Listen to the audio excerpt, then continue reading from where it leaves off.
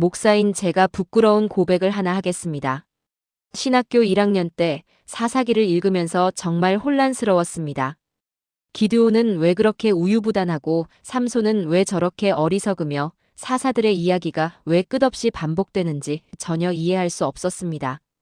교수님께 질문했더니 이렇게 말씀하셨습니다. 사사기는 실패의 기록이 아니라 은혜의 기록입니다. 그때는 그 말씀이 무슨 뜻인지 몰랐습니다. 그런데 15년이 지난 지금 사사기를 다시 펼쳤을 때 눈물이 났습니다. 이 책이 단순한 역사가 아니라 바로 우리 이야기였다는 것을 깨달았기 때문입니다. 여러분도 그런 경험 있으시죠? 성경을 읽는데 도무지 무슨 말인지 모르겠고 왜 이런 이야기가 성경에 들어있는지 이해가 안 될 때 말입니다. 특히 사사기는 더 그렇습니다. 폭력적이고 반복적이며 때로는 이해할 수 없는 사건들로 가득 차 있으니까요.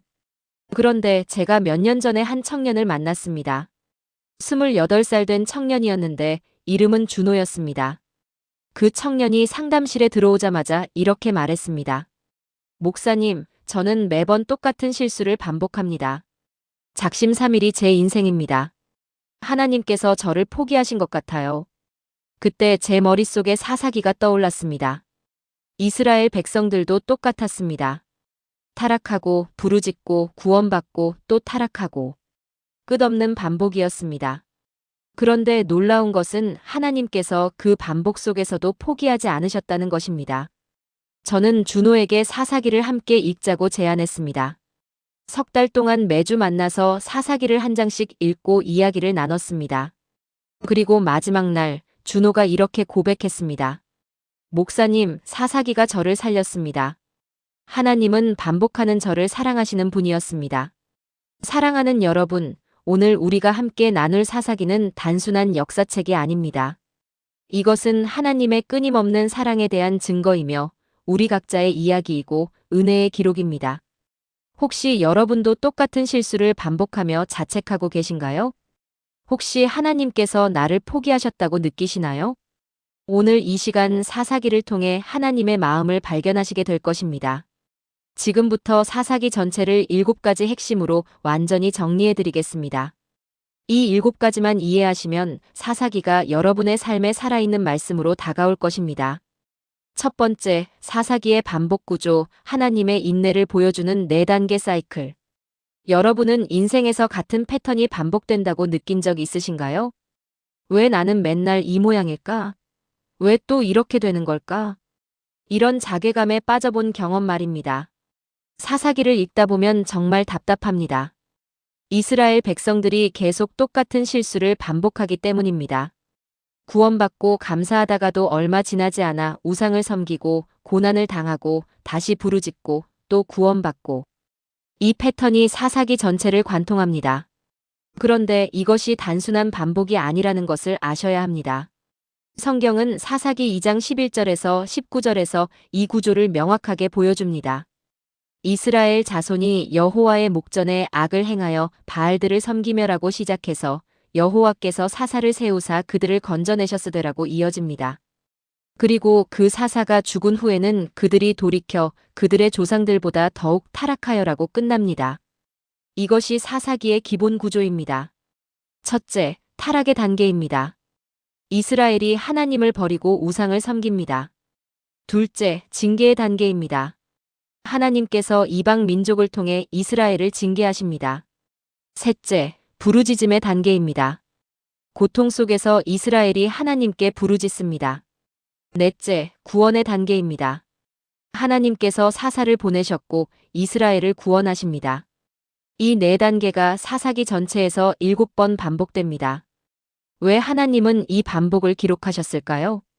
그것은 우리에게 하나님의 성품을 보여주시기 위함입니다. 하나님은 우리가 반복해서 실패해도 포기하지 않으시는 분입니다. 우리가 7번 넘어져도 8번 일으켜 세우시는 분입니다. 제가 목회하면서 만난 한 집사님 이야기를 나누고 싶습니다.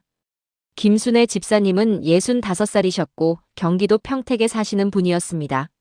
이분은 30년 동안 신앙생활을 하셨는데 늘 같은 고민을 안고 계셨습니다. 목사님, 저는 매번 결심하고 또 무너집니다. 새벽 기도 일주일 나가다가 그만두고 성경 읽기 한 달 하다가 중단하고 금식 기도 시작하다가 포기합니다. 눈물을 흘리며 고백하셨습니다. 이제 하나님도 저를 지치셨을 것 같아요. 저는 집사님과 함께 사사기를 펼쳤습니다. 그리고 이 4단계 사이클을 설명해 드렸습니다. 집사님, 이스라엘이 몇 번이나 반복했는지 아세요? 7번입니다. 그런데 하나님은 7번 모두 구원하셨습니다. 한 번도 포기하지 않으셨습니다. 집사님의 눈에서 눈물이 흘러내렸습니다. 그럼 저도 괜찮은 건가요? 괜찮은 게 아니라 하나님이 여전히 집사님을 사랑하고 계신다는 증거입니다. 그날 이후 집사님은 달라지셨습니다. 완벽해지신 게 아니라 실패해도 다시 일어서는 용기를 얻으신 것입니다. 지금도 새벽 기도를 못 나가는 날이 있지만 그 다음 날 다시 나갑니다. 성경 읽기를 며칠 쉬어도 다시 펼칩니다. 왜냐하면 하나님이 반복하는 자신을 사랑하신다는 것을 알기 때문입니다. 사랑하는 여러분, 사사기의 반복 구조는 우리를 정죄하기 위한 것이 아닙니다. 오히려 우리를 위로하기 위한 것입니다. 우리가 반복해도 하나님은 더 많이 반복하며 우리를 사랑하십니다. 함께 짧은 기도를 드려보시겠습니까? 사랑의 하나님 아버지, 오늘 사사기의 반복 구조를 통해 주님의 인내를 배웁니다. 제가 7번 넘어져도 8번 일으켜 세우시는 주님을 찬양합니다. 저의 반복되는 실패를 보시면서도 포기하지 않으시고 여전히 저를 사랑하시며 구원의 손길을 내미시는 주님께 감사드립니다. 이제 제 반복을 두려워하지 않고 주님의 반복하시는 사랑을 신뢰하며 살아가게 하소서. 예수님의 이름으로 기도합니다. 아멘. 이제 우리는 사사기의 기본 뼈대를 이해했습니다. 그렇다면 이 구조 안에서 어떤 사사들이 등장하는지 살펴보겠습니다. 두 번째, 초기 사사들의 이야기, 작은 순종이 만드는 큰 구원. 사사기에는 12명의 사사가 등장합니다. 그 중에서 온니엘, 에훗, 삼갈, 드보라, 바락이 초기 사사들입니다. 이들의 공통점은 무엇일까요? 상대적으로 단순하고 명확한 순종을 보여준다는 것입니다. 복잡한 계략이나 긴 과정 없이 하나님의 부르심에 즉각 반응했습니다. 사사기 3장 9절과 10절을 보십시오. 이스라엘 자손이 여호와께 부르짖음에 여호와께서 이스라엘 자손을 위하여 한 구원자를 세워 그들을 구원하게 하시니 곧 갈렙의 아우 그나스의 아들 곤니엘이라. 여호와의 영이 그에게 임하셨으므로 그가 이스라엘의 사사가 되어 나가서 싸울 때에 여호와께서 메소보다미아 왕 구산 리사다임을 그의 손에 넘겨주시매. 온니엘은 갈렙의 조카입니다. 그는 특별한 능력이 있어서가 아니라 여호와의 영이 임했기 때문에 승리했습니다. 이것이 핵심입니다. 사사들은 자신의 능력으로 이긴 것이 아니라 하나님의 영으로 이긴 것입니다. 그 다음에 등장하는 에훗은 더 흥미롭습니다. 사사기 3장 15절에서 30절에 나오는데 에훗은 왼손잡이였습니다. 당시의 왼손잡이는 불리한 조건이었습니다. 그런데 하나님은 바로 그 약점을 사용하셔서 모압 왕 에글론을 물리치게 하셨습니다. 에훗이 왼쪽 허벅지에 칼을 차고 들어갔기 때문에 경비병들이 눈치채지 못했던 것입니다. 여기서 우리는 중요한 교훈을 배웁니다. 하나님은 우리의 약점조차 사용하셔서 승리하게 하신다는 것입니다. 그리고 드보라가 등장합니다. 사사기 4장과 5장에 나오는 유일한 여성 사사입니다.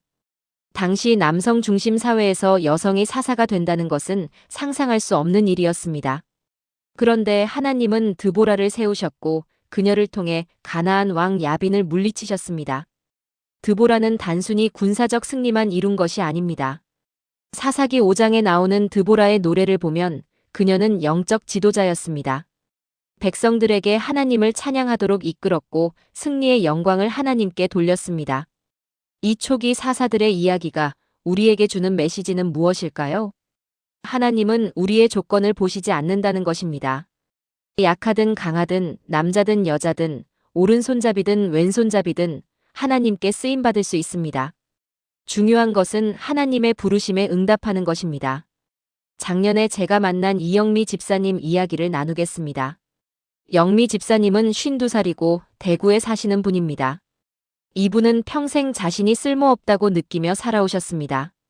학력도 중졸이고 특별한 재능도 없고 말주변도 없다고 생각하셨습니다. 교회에서도 늘 뒤에 숨어 계셨습니다. 그런데 어느 날 교회 구역장님이 갑자기 이사를 가게 되었습니다. 목사님이 영미 집사님께 구역장을 맡아달라고 부탁하셨습니다. 목사님, 저는 안 됩니다. 저는 아무것도 할 수 없습니다. 눈물을 흘리며 거절하셨습니다. 그때 목사님이 사사기 드보라 이야기를 해주셨습니다. 집사님, 드보라도 자신의 능력으로 한 게 아닙니다. 하나님의 영이 함께 하셨기 때문에 가능했습니다. 집사님도 하나님이 함께 하시면 할 수 있습니다. 영미 집사님은 떨리는 마음으로 구역장을 시작하셨습니다. 처음엔 정말 어려웠습니다. 구역 모임을 인도할 때마다 목소리가 떨렸고 성경을 나눌 때마다 실수했습니다.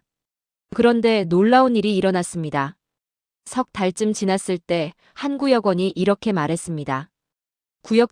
구역장님의 기도를 들으면 하나님이 정말 가까이 계신 것 같아요.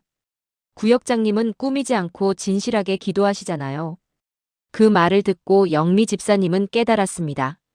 하나님은 화려한 말을 원하시는 게 아니라 진실한 마음을 원하신다는 것을요. 지금 영미 집사님의 구역은 교회에서 가장 은혜로운 구역 중 하나가 되었습니다. 구역원이 5명에서 15명으로 늘어났고 그중 3명이 새신자입니다. 영미 집사님이 뭔가 특별한 프로그램을 한 것도 아니고 대단한 설교를 한 것도 아닙니다. 그저 진실하게 기도하고 구역원들을 진심으로 사랑했을 뿐입니다. 사랑하는 여러분, 초기 사사들의 이야기는 우리에게 이렇게 말합니다. 당신의 약점을 두려워하지 마세요. 당신의 부족함을 부끄러워하지 마세요. 하나님이 함께 하시면 당신도 쓰임받을 수 있습니다. 온니엘처럼 순종하고 에훗처럼 약점을 하나님께 드리고 드보라처럼 하나님의 부르심에 응답하십시오. 함께 기도하시겠습니까? 전능하신 하나님 아버지, 제 약점과 부족함을 주님께 고백합니다. 저는 스스로 할 수 있는 것이 없지만 주님의 영이 함께 하시면 모든 것을 할 수 있음을 믿습니다. 온니엘에게 임하셨던 주님의 영이 저에게도 임하소서. 에훗의 왼손을 사용하셨던 것처럼 제 약점도 사용하소서. 드보라를 세우셨던 것처럼 저도 주님의 일꾼으로 세워주소서. 작은 순종으로 큰 구원을 경험하게 하소서. 예수님의 이름으로 기도합니다. 아멘. 이제 우리는 사사기 전반부를 살펴보았습니다. 다음으로 가장 유명한 사사, 기드온의 이야기를 만나보겠습니다. 세 번째, 기드온의 이야기, 두려움 속에서도 믿음으로 나아가는 법. 기드온은 사사기에서 가장 많은 분량을 차지하는 사사입니다. 사사기 6장에서 8장까지 총 3장에 걸쳐 그의 이야기가 펼쳐집니다. 왜 하나님은 기드온의 이야기를 이렇게 길게 기록하셨을까요? 그것은 기드온이 우리와 가장 닮았기 때문입니다. 기드온은 영웅처럼 시작하지 않았습니다. 오히려 두려움과 의심으로 가득 찬 평범한 사람이었습니다. 사사기 6장 11절과 12절을 보십시오. 여호와의 사자가 아비에셀 사람 요아스에게 속한 오브라에 이르러 상수리나무 아래에 앉으니라. 마침 요아스의 아들 기드온이 미디안 사람에게 알리지 아니하려 하여 포도주 틀에서 밀을 타작하더니 여호와의 사자가 기드온에게 나타나 이르되 큰 용사여 여호와께서 너와 함께 계시도다 하매 천사가 기드온을 큰 용사라고 부릅니다. 그런데 기드온은 그때 무엇을 하고 있었을까요? 포도주 틀에서 밀을 타작하고 있었습니다. 포도주 틀은 밀을 타작하는 곳이 아닙니다. 타작은 넓은 타작마당에서 바람을 이용해 하는 것입니다. 그런데 기드온은 왜 좁은 포도주 틀에 숨어서 밀을 타작했을까요? 미디안 사람들이 두려웠기 때문입니다. 미디안 사람들이 와서 곡식을 빼앗아 갈까봐 몰래 숨어서 타작했던 것입니다. 이것이 큰 용사 기드온의 실제 모습이었습니다. 두려움에 숨어있는 평범한 사람이었습니다. 그런데 하나님은 그런 기드온을 부르셨습니다. 큰 용사여, 가서 이스라엘을 구원하라. 기드온의 반응은 어땠을까요? 사사기 6장 15절입니다. 기드온이 그에게 대답하되 오 주여 내가 무엇으로 이스라엘을 구원하리이까?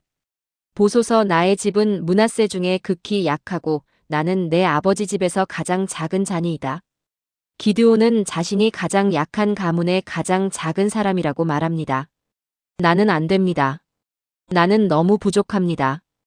우리도 이렇게 말하지 않습니까? 하나님이 우리를 부르실 때 나는 안 됩니다라고 대답하지요. 그런데 하나님은 기드온에게 이렇게 말씀하십니다. 사사기 6장 16절입니다. 여호와께서 그에게 이르시되 내가 반드시 너와 함께 하리니 내가 미디안 사람 치기를 한 사람을 치듯 하리라 하시니라. 내가 함께한다. 이것이 핵심입니다. 기드온의 능력이 아니라 하나님의 함께하심이 중요한 것입니다. 그런데 기드온은 여전히 확신이 서지 않습니다. 그래서 하나님께 표적을 구합니다. 한 번이 아니라 여러 번 표적을 구합니다. 양털로 2번, 제단불로 1번, 총 3번의 표적을 구합니다. 어떤 사람들은 이것을 보고 기드온의 믿음이 약했다고 비판합니다. 그런데 저는 다르게 봅니다. 하나님은 기드온의 요청을 모두 들어주셨습니다. 왜냐하면 하나님은 기드온의 마음을 아셨기 때문입니다. 기드온은 게으르거나 불순종한 것이 아니라 정말 확신을 원했던 것입니다. 그리고 하나님은 그 간절함에 응답하셨습니다. 드디어 기드온이 군대를 모았습니다. 32,000명이 모였습니다. 그런데 하나님이 말씀하십니다. 사람이 너무 많다. 줄여라. 결국 300명만 남았습니다. 32,000명에서 300명으로 줄어든 것입니다. 왜 하나님은 이렇게 하셨을까요? 사사기 7장 2절에 답이 있습니다. 여호와께서 기드온에게 이르시되 너를 따르는 백성이 너무 많은즉 내가 그들의 손에 미디안 사람을 넘겨주지 아니하리니 이는 이스라엘이 나를 거슬러 스스로 자랑하기를 내 손이 나를 구원하였다 할까 함이니라. 하나님은 영광을 독점하시는 분이 아니라 우리가 하나님의 능력을 분명히 알기를 원하시는 분입니다. 3만 명으로 이기면 우리가 잘해서 이겼다고 할 수 있지만 300명으로 이기면 하나님이 하셨다고 밖에 말할 수 없습니다. 그리고 기드온과 300명은 승리합니다. 횃불과 항아리와 나팔로 미디안 대군을 물리칩니다. 이것은 기적입니다. 인간의 방법으로는 불가능한 하나님의 역사입니다. 제가 몇 년 전에 만난 박철수 집사님 이야기를 나누겠습니다. 철수 집사님은 47살이고 서울에서 작은 인쇄소를 운영하셨습니다. 2019년부터 사업이 어려워지기 시작했습니다. 대형 인쇄업체들이 가격을 낮추면서 작은 업체들은 견디기 힘들어졌습니다.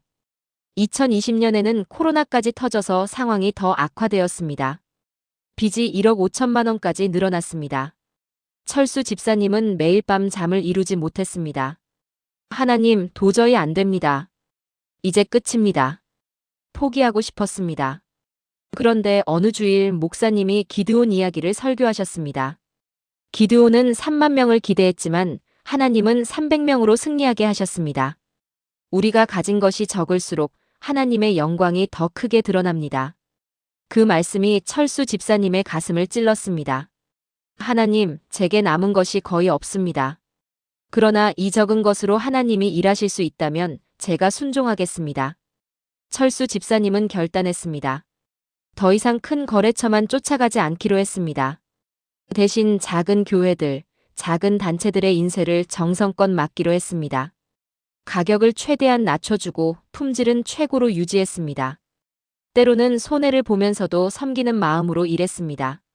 처음에는 변화가 없었습니다. 1달, 2달, 석 달이 지나도 매출은 크게 늘지 않았습니다. 그런데 6달쯤 지났을 때부터 달라지기 시작했습니다. 작은 교회 목사님들이 다른 교회에 철수 집사님 인쇄소를 소개하기 시작했습니다. 여기는 정말 신뢰할 수 있어요. 가격도 착하고 품질도 좋아요. 소문이 퍼졌습니다. 1년이 지나자 거래처가 3배로 늘어났습니다. 대형 거래처 하나 없이 작은 거래처 수십 곳으로 말입니다. 지금 철수 집사님은 빚을 거의 다 갚았고 직원도 2명 더 고용했습니다. 철수 집사님이 이렇게 간증했습니다. 저는 3만 명을 원했지만 하나님은 300명으로 승리하게 하셨습니다. 적은 것으로 하나님이 일하시는 것을 배웠습니다. 사랑하는 여러분, 기드온의 이야기가 우리에게 주는 교훈은 무엇입니까? 우리의 두려움과 의심에도 불구하고 하나님은 우리를 사용하신다는 것입니다. 우리가 가진 것이 적어도 하나님이 함께 하시면 승리할 수 있다는 것입니다. 중요한 것은 우리의 능력이 아니라 하나님의 함께 하심입니다. 함께 기도하시겠습니까?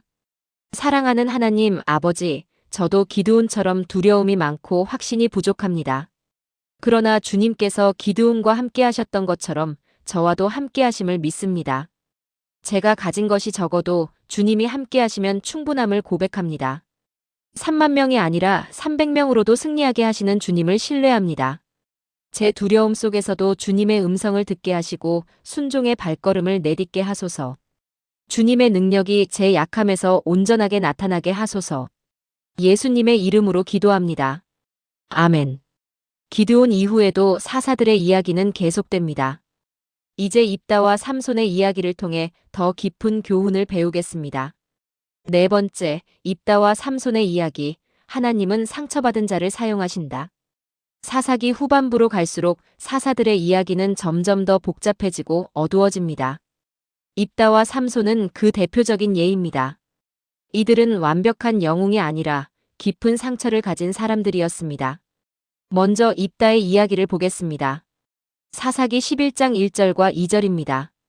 길르앗 사람 입다는 큰 용사였으니 기생의 아들이었고 길르앗이 입다를 낳았고 길르앗의 아내도 그에게 아들들을 낳았더니 그의 아내의 아들들이 장성함에 입다를 쫓아내며 그에게 이르되 너는 우리 아버지 집에서 기업을 잇지 못하리니 다른 여인의 아들이기 때문이라 하니. 입다는 기생의 아들이었습니다. 당시 사회에서 기생의 아들은 철저히 차별받았습니다. 입다는 아무 잘못도 하지 않았지만 태어날 때부터 낙인 찍혔습니다. 게다가 형제들에게 쫓겨났습니다. 너는 우리와 다르다. 너는 기업을 받을 자격이 없다. 얼마나 마음이 아팠을까요? 거부당하고 버림받은 입다는 돕당으로 도망갔습니다. 거기서 불량배들과 어울렸습니다. 사회에서 버림받은 사람들끼리 모여 살았습니다. 그런데 놀랍게도 하나님은 바로 그 입다를 사사로 부르셨습니다. 암몬 족속이 이스라엘을 공격했을 때 길르앗 장로들은 입다를 찾아왔습니다. 우리를 도와달라. 입다는 이렇게 대답합니다. 사사기 11장 7절입니다. 입다가 길르앗 장로들에게 이르되 너희가 전에 나를 미워하여 내 아버지 집에서 쫓아내지 아니하였느냐 이제 너희가 환난을 당하였다고 어찌하여 내게 왔느냐 하니. 입다의 마음속에는 아직도 상처가 남아 있었습니다. 너희가 나를 버렸잖아. 그런데 이제 와서 도움을 청하느냐? 그럼에도 불구하고 입다는 돕기로 했습니다. 왜냐하면 이것이 하나님의 백성을 구원하는 일이었기 때문입니다. 개인적 원함보다 하나님의 일을 우선한 것입니다. 입다는 암몬을 물리쳤고 이스라엘의 사사가 되었습니다. 비록 그의 인생에 깊은 상처와 슬픈 사건들이 있었지만 하나님은 그를 사용하셨습니다. 다음은 삼손입니다. 삼손만큼 극적이고 복잡한 인물도 드뭅니다. 사사기 13장에서 16장까지 4장에 걸쳐 그의 이야기가 나옵니다. 삼손은 나시린으로 태어났습니다. 나시린은 하나님께 특별히 구별된 사람입니다. 포도주를 마시지 않고 머리를 자르지 않으며 시체를 만지지 않는 서원을 지켜야 했습니다. 그런데 삼손은 이 서원을 계속 어겼습니다. 포도원에 갔고 사자 사체에서 꿀을 먹었으며 결국 머리를 잘렸습니다. 더구나 블레셋 여인들과 관계하며 하나님의 뜻을 어겼습니다. 특히 들릴라와의 관계는 삼손의 삶을 파멸로 이끌었습니다. 사사기 16장 15절에서 17절을 보십시오. 들릴라가 삼손에게 이르되 당신의 마음이 내게 있지 아니하면서 당신이 어찌 나를 사랑한다 하느냐. 당신이 이같이 3번이나 나를 속이고 당신의 큰 힘이 무엇으로 말미암아 있는지를 내게 말하지 아니하였도다 하며 날마다 그 말로 그를 재촉하여 졸음에 삼손의 마음이 번뇌하여 죽을 지경이라.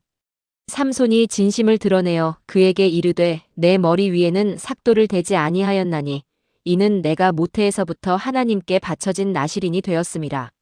만일 내 머리가 밀리면 내 힘이 내게서 떠나고 나는 약하여져서 다른 사람과 같으리라 하니라. 결국 삼손은 비밀을 말했고 머리가 잘렸으며 눈이 뽑혔습니다. 블레셋 사람들의 노예가 되어 맷돌을 돌리는 신세가 되었습니다. 모든 것을 잃었습니다. 그런데 사사기 16장 22절입니다. 그의 머리털이 밀린 후에 다시 자라기 시작하니라. 머리가 다시 자라기 시작했습니다. 이것은 단순히 물리적 현상이 아닙니다. 하나님과의 관계가 회복되기 시작했다는 상징입니다. 삼손은 감옥에서 회개했을 것입니다. 하나님, 제가 잘못했습니다. 제가 교만했습니다. 그리고 마지막 순간 삼손은 이렇게 기도합니다. 사사기 16장 28절입니다. 삼손이 여호와께 부르짖어 이르되 주 여호와여 구하옵나니 나를 생각하옵소서. 하나님이여 구하옵나니 이번만 나를 강하게 하사 블레셋 사람에게 나의 두 눈을 뺀 원수를 단번에 갚게 하옵소서 하고 삼손은 기둥을 무너뜨려 블레셋 사람들과 함께 죽었습니다. 이것은 자살이 아니라 마지막 헌신이었습니다. 비록 삶이 완벽하지 않았지만 마지막 순간만큼은 하나님께 헌신한 것입니다. 히브리서 11장 32절은 삼손을 믿음의 사람으로 기록합니다. 또 무슨 말을 하리요? 기드온, 바락, 삼손, 입다와 다윗 및 사무엘과 선지자들의 일을 말하려면 내게 시간이 부족하리로다. 삼손이 믿음의 명단에 올라간 것은 그가 완벽해서가 아닙니다. 실패했지만 돌아왔고 넘어졌지만 회개했기 때문입니다. 저는 몇 해 전에 최진희 자매를 만났습니다. 진희 자매는 37살이고 부산에 사시는 분입니다. 이분은 청소년기에 심한 학교 폭력을 당했습니다. 따돌림과 괴롭힘이 계속되면서 마음에 깊은 상처를 받았습니다. 결국 고등학교를 자퇴했고 20대 내내 우울증과 싸웠습니다. 교회도 나가지 않았고 하나님을 원망했습니다. 왜 저만 이렇게 힘들어야 하나요? 하나님은 어디 계셨나요? 35살이 되던 해 한 친구의 권유로 교회에 다시 나가게 되었습니다. 그런데 쉽지 않았습니다. 교회 사람들과 어울리는 것도 힘들었고 찬양할 때마다 눈물이 났습니다. 어느 주일 목사님이 입다와 삼손 이야기를 설교하셨습니다. 하나님은 상처받은 자를 사용하십니다. 완벽한 사람을 찾으시는 게 아니라 돌아오는 사람을 기다리십니다. 그 말씀이 진희 자매의 가슴에 꽂혔습니다. 예배 후에 목사님을 찾아가 상담을 요청했습니다. 석 달 동안 매주 만나서 이야기를 나눴습니다. 처음에는 하나님께 대한 원망을 쏟아냈습니다. 제가 무엇을 잘못했길래 이렇게 힘들어야 했나요? 목사님은 진희 자매의 이야기를 다 들어주셨습니다. 비난하거나 정죄하지 않고 그저 들어주셨습니다. 그리고 조금씩 진희 자매의 마음이 풀리기 시작했습니다. 하나님이 저를 버리신 게 아니라 제가 하나님을 밀어낸 거였어요. 회개의 눈물을 흘렸습니다. 그 후 1년이 지났습니다. 진희 자매는 지금 교회 상담팀에서 봉사하고 있습니다. 학교 폭력을 당한 청소년들을 돕는 일을 하고 계십니다. 자신의 상처를 통해 다른 사람을 치유하는 사역을 하고 있는 것입니다. 진희 자매가 이렇게 간증했습니다. 저는 입다처럼 버림받았고 삼손처럼 모든 것을 잃었습니다. 그런데 하나님은 저를 다시 일으켜 세우셨고 제 상처를 사용하셔서 다른 사람을 돕게 하셨습니다. 사랑하는 여러분, 입다와 삼손의 이야기가 우리에게 주는 메시지는 무엇입니까? 하나님은 완벽한 사람을 찾으시는 게 아니라 상처받은 자를 치유하시고 사용하신다는 것입니다. 우리의 과거가 어떻든 우리의 실수가 무엇이든 돌아오면 하나님은 받아주십니다. 그리고 그 상처조차 사용하셔서 다른 사람을 축복하게 하십니다. 함께 기도하시겠습니까? 긍휼의 하나님 아버지, 제 삶의 상처와 실패를 주님께 고백합니다. 입다처럼 거부당했던 기억, 삼손처럼 모든 것을 잃었던 경험이 저에게도 있습니다. 그러나 주님은 입다를 사사로 세우셨고 삼손을 믿음의 사람으로 기억하십니다. 저의 상처를 치유하시고 저의 실패를 회복시키소서. 제 아픈 과거를 사용하셔서 다른 사람을 돕게 하시고 제 연약함을 통해 주님의 능력을 나타내소서. 완벽하지 않아도 괜찮다는 것을 돌아오면 받아주신다는 것을 믿습니다. 예수님의 이름으로 기도합니다. 아멘. 이제 우리는 개별 사사들의 이야기를 넘어 사사기 전체가 보여주는 큰 그림을 봐야 합니다. 5번째, 사사기가 보여주는 이스라엘의 영적 쇠퇴, 그 왕이 없으므로. 사사기를 읽다 보면 이상한 점을 발견하게 됩니다. 갈수록 상황이 나빠진다는 것입니다. 초반부 사사들은 상대적으로 의롭고 순종적이었습니다. 그런데 후반부로 갈수록 사사들은 점점 더 문제가 많아집니다. 기드온은 에봇을 만들어 우상 숭배의 길을 열었고 아비멜렉은 자기 형제 70명을 죽였으며 입다는 딸을 번제로 드렸고 삼손은 여색에 빠져 파멸했습니다. 왜 이렇게 될까요? 사사기의 마지막 구절이 답을 줍니다. 사사기 21장 25절입니다. 그때에 이스라엘의 왕이 없으므로 사람이 각기 자기의 소견에 옳은 대로 행하였더라.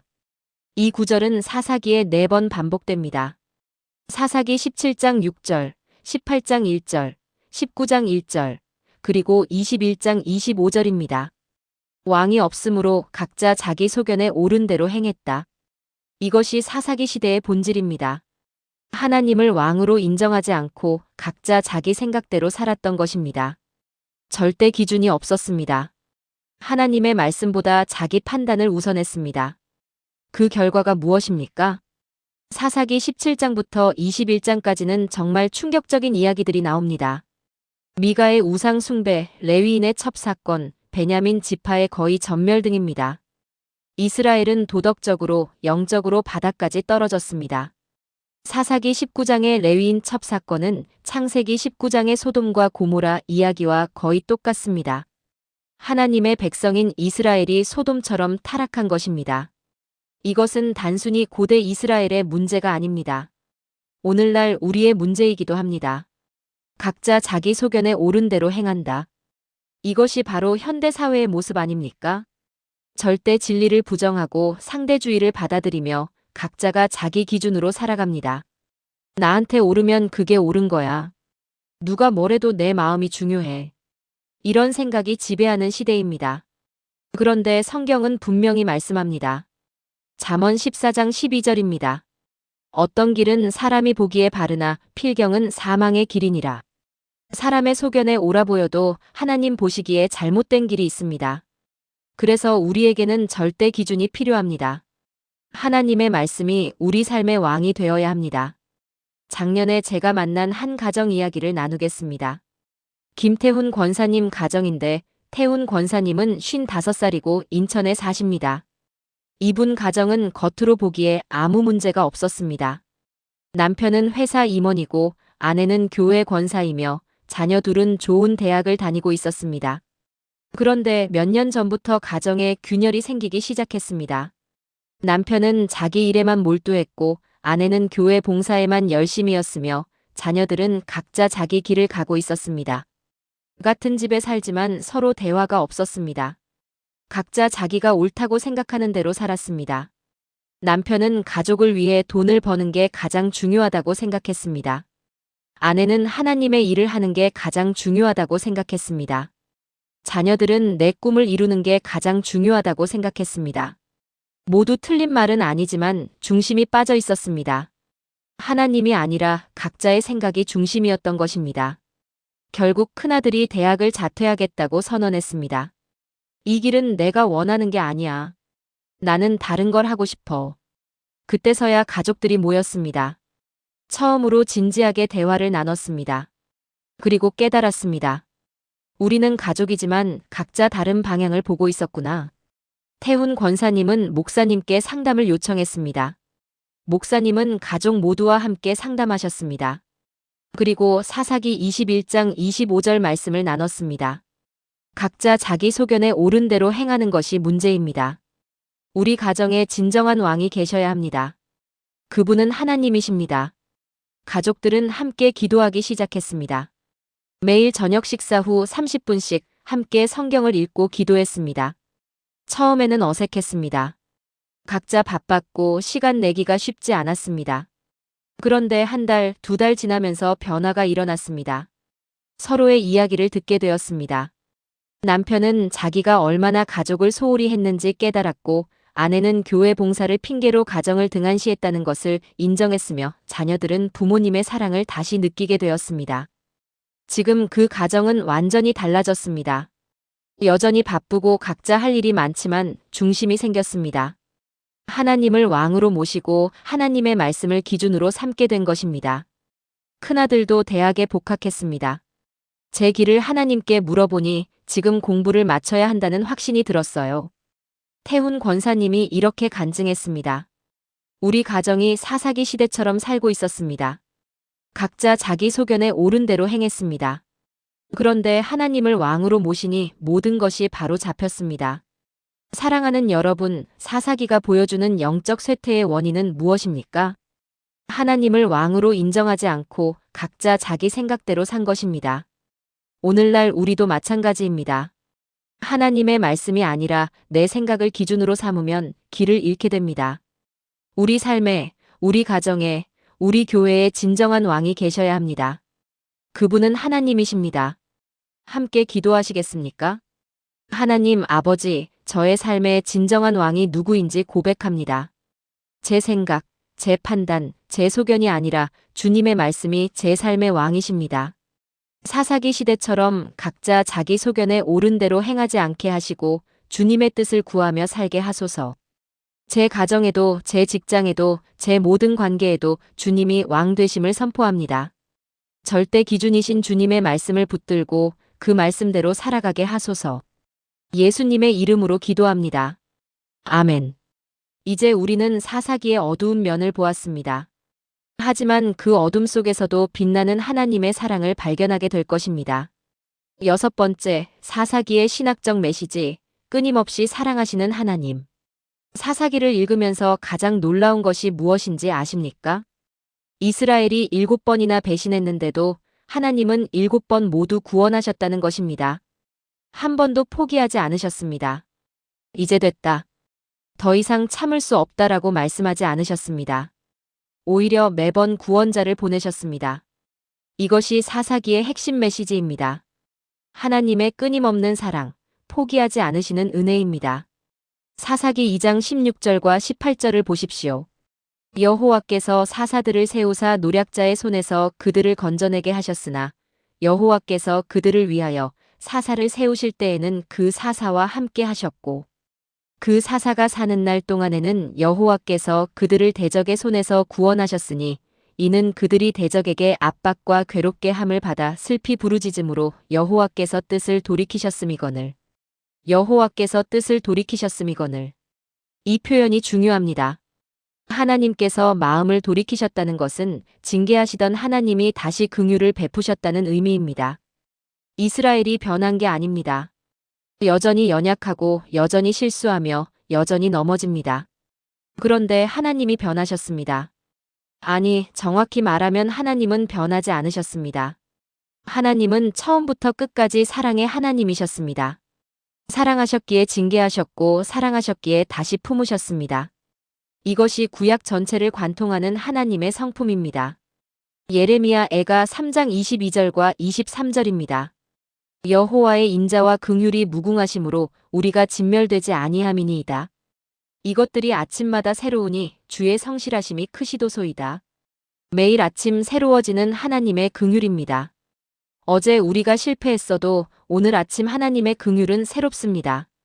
사사기는 바로 이 진리를 역사를 통해 보여주는 책입니다. 7번의 반복 속에서 하나님의 사랑은 한 번도 식지 않았습니다. 오히려 더욱 확실하게 증명되었습니다. 내가 너희를 사랑한다. 너희가 나를 배신해도 나는 너희를 포기하지 않는다. 이것이 하나님의 마음입니다. 제가 목회하면서 가장 마음 아팠던 분 중 한 분을 소개하겠습니다. 이정수 집사님은 61살이고 광주에 사시는 분입니다. 이분은 40년 가까이 신앙생활을 하셨습니다. 청년 시절에 뜨겁게 신앙생활을 시작하셨고 결혼 후에도 열심히 교회를 섬기셨습니다. 그런데 50살이 되던 해 큰 시련이 왔습니다. 사업이 망했습니다. 15년 동안 운영하던 사업체가 부도가 났고 빚만 3억 원이 남았습니다. 정수 집사님은 무너졌습니다. 하나님, 제가 뭘 잘못했습니까? 제가 헌금도 열심히 하고 봉사도 열심히 했는데 왜 이렇게 하십니까? 원망이 생겼습니다. 결국 교회를 떠났습니다. 하나님을 더 이상 믿을 수 없습니다. 2년 동안 교회에 나가지 않았습니다. 성경도 펼치지 않고 기도도 하지 않았습니다. 가족들이 교회 나가자고 해도 거절했습니다. 나는 끝났어. 하나님도 나를 버리셨어. 그렇게 지내던 어느 날 정수 집사님이 길을 걷다가 넘어졌습니다. 심하게 넘어져서 병원에 실려갔습니다. 다행히 큰 부상은 아니었지만 일주일 정도 입원했습니다. 병실에 혼자 누워 있는데 갑자기 눈물이 났습니다. 내가 왜 이렇게 살고 있지? 내가 정말 하나님을 떠난 건가? 그때 병실 문이 열렸습니다. 2년 동안 연락하지 않았던 교회 목사님이 들어오셨습니다. 집사님, 어떻게 지내셨어요? 많이 보고 싶었습니다. 정수 집사님은 놀랐습니다. 목사님, 어떻게 여기를 아셨어요? 집사님, 아드님이 연락해 주셨어요. 집사님, 돌아오시죠. 우리가 기다리고 있습니다. 목사님은 정죄하지 않으셨습니다. 왜 교회 안 나왔어요? 라고 묻지 않으셨습니다. 그저 보고 싶었다고 말씀하셨습니다. 정수 집사님의 눈에서 눈물이 쏟아졌습니다. 목사님, 저는 하나님을 원망했습니다. 교회를 떠났습니다. 그런데도 하나님은 저를 찾아오십니까? 집사님, 하나님은 한 번도 집사님을 포기하지 않으셨어요. 집사님이 떠났어도 하나님은 여전히 집사님을 사랑하십니다. 그 말을 듣고 정수 집사님은 회개했습니다. 하나님, 제가 잘못했습니다. 제가 주님을 떠났습니다. 다시 돌아가겠습니다. 일주일 후 퇴원하자마자 교회에 나갔습니다. 성도들이 박수로 환영해 주었습니다. 아무도 왜 안 나왔어요? 라고 묻지 않았습니다. 그저 돌아와서 감사합니다 라고 말했습니다. 지금 정수 집사님은 다시 열심히 신앙생활하고 계십니다. 빚은 아직 다 갚지 못했지만 마음은 회복되었습니다. 하나님은 제가 배신해도 저를 포기하지 않으셨습니다. 사사기의 이스라엘처럼 저도 반복해서 실패했지만 하나님은 끝까지 저를 사랑하셨습니다. 이것이 정수 집사님의 간증입니다. 사랑하는 여러분, 사사기의 신학적 메시지가 무엇입니까? 하나님은 우리가 반복해서 실패해도 반복해서 사랑하신다는 것입니다. 우리가 배신해도 포기하지 않으시고 우리가 떠나도 찾아오시며 우리가 넘어져도 일으켜 세우십니다. 이것이 사사기가 우리에게 주는 가장 큰 위로입니다. 너희가 완벽하지 않아도 괜찮다. 내가 너희를 사랑한다. 함께 기도하시겠습니까? 사랑과 긍휼의 하나님 아버지, 제가 7번 넘어져도 8번 일으켜 세우시는 주님을 찬양합니다. 제가 주님을 떠나도 주님은 저를 포기하지 않으시고 찾아오십니다. 제가 실패를 반복해도 주님의 사랑은 한 번도 식지 않으셨습니다. 사사기의 이스라엘처럼 연약한 저를 그럼에도 불구하고 사랑하시는 주님께 감사드립니다. 오늘 아침도 새로워지는 주님의 긍휼을 경험하게 하시고 주님의 끊임없는 사랑 안에서 살아가게 하소서. 예수님의 이름으로 기도합니다. 아멘. 이제 마지막으로 사사기가 우리에게 주는 실제적 교훈과 예수 그리스도를 발견하는 시간을 갖겠습니다. 7번째, 사사기에서 예수님을 발견하기, 완전한 사사이신 그리스도. 사사기의 모든 사사는 불완전했습니다.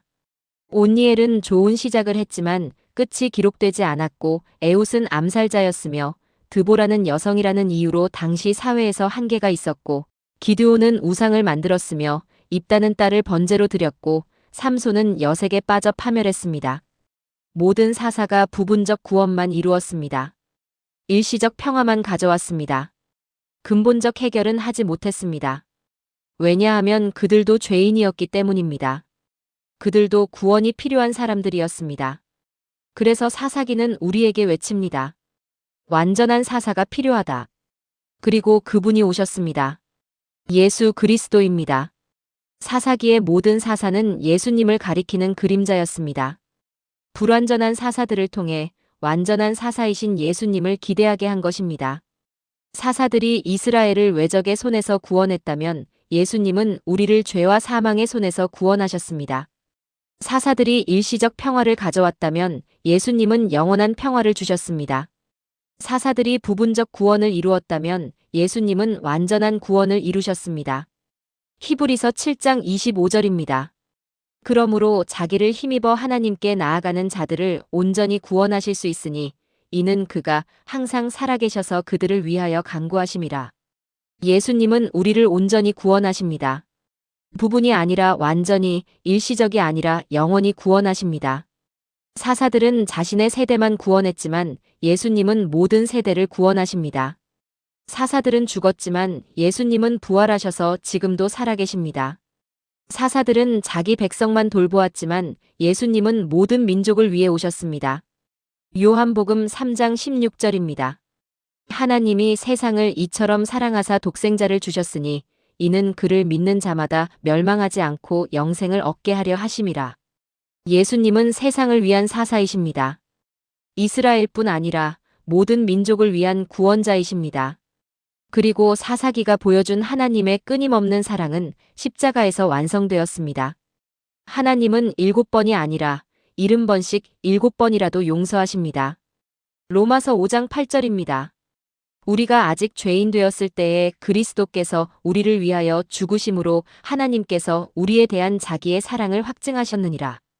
우리가 아직 죄인이었을 때, 우리가 하나님을 배신하고 있을 때 예수님이 우리를 위해 죽으셨습니다. 이것이 사사기가 궁극적으로 가리키는 진리입니다. 불완전한 우리를 위해 완전한 사사이신 예수님이 오셨다는 것입니다. 몇 달 전에 제가 만난 한 청년 이야기로 마무리하겠습니다. 박민준 청년은 26살이고 서울에 사는 대학원생입니다. 민준 청년은 어려서부터 교회를 다녔지만 형식적인 신앙이었습니다. 부모님이 가라고 해서 가고 예배는 드리지만 마음이 없었습니다. 대학교에 입학하면서 교회를 떠났습니다. 이제 어른이 됐으니 내 인생은 내가 결정한다. 그렇게 5년을 보냈습니다. 교회도 안 가고 성경도 읽지 않고 기도도 하지 않았습니다. 그런데 작년에 큰 위기가 왔습니다. 대학원 연구가 막혔고 연인과 헤어졌으며 취업도 안 되었습니다. 모든 것이 무너지는 느낌이었습니다. 우울증이 왔고 자살까지 생각했습니다. 그때 오랜만에 고향에 내려갔습니다. 어머니가 교회에 같이 가자고 하셨습니다. 처음에는 거절했지만 어머니의 간절함에 못 이겨 따라갔습니다. 그날 설교 제목이 사사기, 반복하는 우리를 사랑하시는 하나님이었습니다. 목사님이 사사기의 반복 구조를 설명하면서 하나님의 끊임없는 사랑을 이야기하셨습니다. 여러분이 몇 번을 실패해도 하나님은 포기하지 않으십니다. 그리고 불완전한 사사들이 아니라 완전한 사사이신 예수님이 여러분을 구원하러 오셨습니다. 그 말씀이 민준 청년의 가슴을 찔렀습니다. 예배 후에 혼자 남아서 울었습니다. 하나님, 제가 주님을 5년 동안 떠나 있었는데 아직도 저를 사랑하십니까? 마음속에 음성이 들렸습니다. 내가 너를 사랑한다. 내가 십자가에서 너를 위해 죽었다. 민준 청년은 그날 다시 하나님께 돌아왔습니다. 지금 민준 청년은 다시 교회에 출석하고 있습니다. 모든 문제가 다 해결된 것은 아닙니다. 여전히 대학원 연구는 어렵고 취업도 안 됐습니다. 그런데 마음이 다릅니다. 하나님이 저를 사랑하신다. 완전한 사사이신 예수님이 저와 함께 하신다. 이 확신이 그를 지탱합니다. 민준 청년이 최근에 이렇게 간증했습니다. 사사기를 읽으면서 깨달았습니다. 제가 반복해서 실패하는 것은 완전한 구원자가 필요하다는 증거였습니다. 그리고 그 구원자는 저 자신이 아니라 예수님이셨습니다. 사랑하는 여러분, 사사기에서 우리가 발견하는 가장 귀한 보화는 예수 그리스도입니다. 불완전한 사사들을 통해 우리에게 완전한 사사가 필요하다는 것을 보여주셨습니다. 그리고 그분이 오셨습니다. 예수님은 우리의 완전한 사사이십니다. 우리를 온전히 구원하시고 영원히 함께 하시며 끝까지 사랑하시는 분입니다. 함께 기도하시겠습니까? 완전한 사사이신 예수님, 불완전한 저를 온전히 구원하신 주님을 찬양합니다. 사사기의 모든 사사가 주님을 가리켰고 주님만이 저의 진정한 구원자이심을 고백합니다. 제가 7번 넘어져도 주님은 십자가에서 완전한 용서를 이루셨습니다. 제가 반복해서 실패해도 주님의 사랑은 변하지 않으십니다. 오늘 이 시간 완전한 사사이신 예수님께 제 인생을 맡깁니다. 주님이 저의 왕이시며 주님이 저의 구원자이시며 주님이 저의 모든 것이심을 선포합니다. 사사기를 통해 배운 하나님의 사랑을 십자가를 통해 완성하신 예수님을 평생 붙들고 살아가게 하소서. 예수님의 이름으로 기도합니다. 아멘. 사랑하는 여러분, 지금까지 나눈 7가지 말씀을 하나의 기도로 드리겠습니다. 함께 기도하시겠습니까? 전능하시고 신실하신 하나님 아버지, 오늘 이 시간 사사기 전체를 통해 주신 놀라운 은혜를 감사드립니다. 반복되는 실패 속에서도 포기하지 않으시는 주님의 인내를 배웠고 작은 순종으로도 큰 구원을 이루시는 주님의 능력을 보았으며 두려움 속에서도 함께 하시는 주님의 신실하심을 깨달았습니다. 상처받은 자를 치유하시고 사용하시는 주님의 긍휼을 경험했고 왕이 없는 시대에 절대 기준이 되어주시는 주님의 말씀을 붙들었으면 끊임없이 사랑하시는 주님의 마음을 발견했고 완전한 사사이신 예수 그리스도를 만났습니다. 이제 저는 고백합니다. 제가 7번 타락해도 주님은 7번 구원하십니다. 제가 약하고 부족해도 주님의 영이 함께하시면 승리합니다. 제가 두려워 떨어도 주님이 함께하시면 용사가 됩니다. 제 상처와 실패까지도 주님은 사용하셔서 다른 사람을 돕게 하십니다. 제 삶의 왕이 되시는 주님의 말씀을 따라 살겠습니다. 제가 주님을 떠나도 주님은 저를 포기하지 않으심을 믿습니다. 불완전한 저를 온전히 구원하신 예수님을 평생 붙들겠습니다. 사사기 2장 18절의 말씀처럼 주님께서 저와 함께 하시고 제 평생에 저를 구원하시며 제 부르짖음을 들으시고 뜻을 돌이켜 긍휼을 베푸시는 하나님이심을 신뢰합니다. 사사기 21장 25절의 경고처럼 각자 자기 소견에 옳은 대로 행하지 않고 주님을 제 삶의 왕으로 모시며 살아가겠습니다.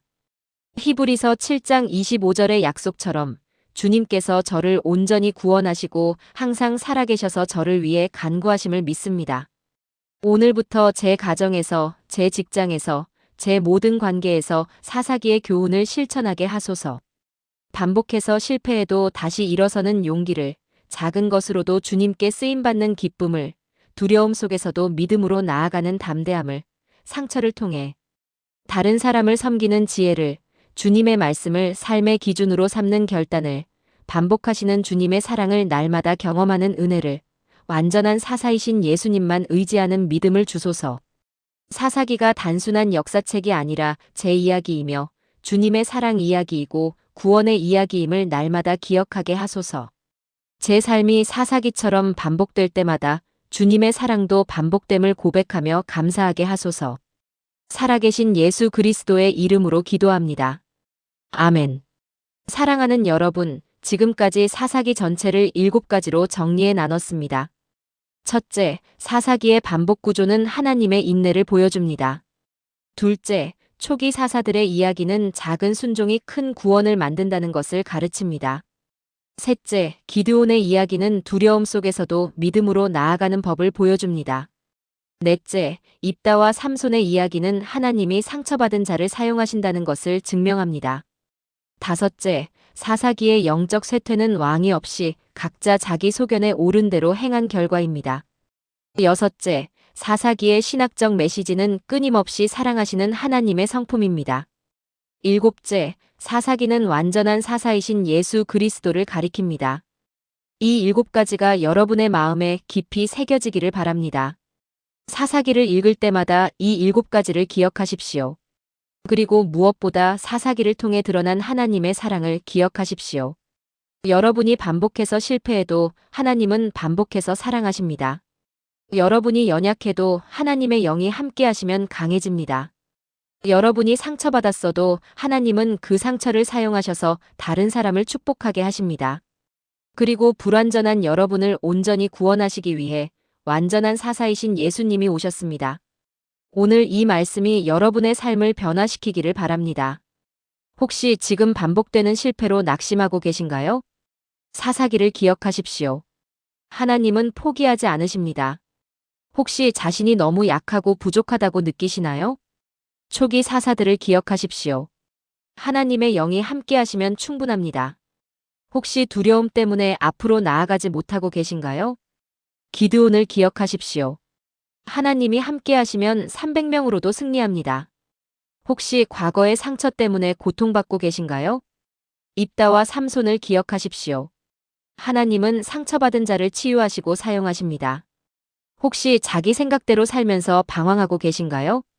사사기 21장 25절을 기억하십시오. 하나님을 왕으로 모셔야 합니다. 혹시 하나님이 나를 포기하셨다고 느끼시나요? 사사기 전체를 기억하십시오. 하나님은 끝까지 사랑하십니다.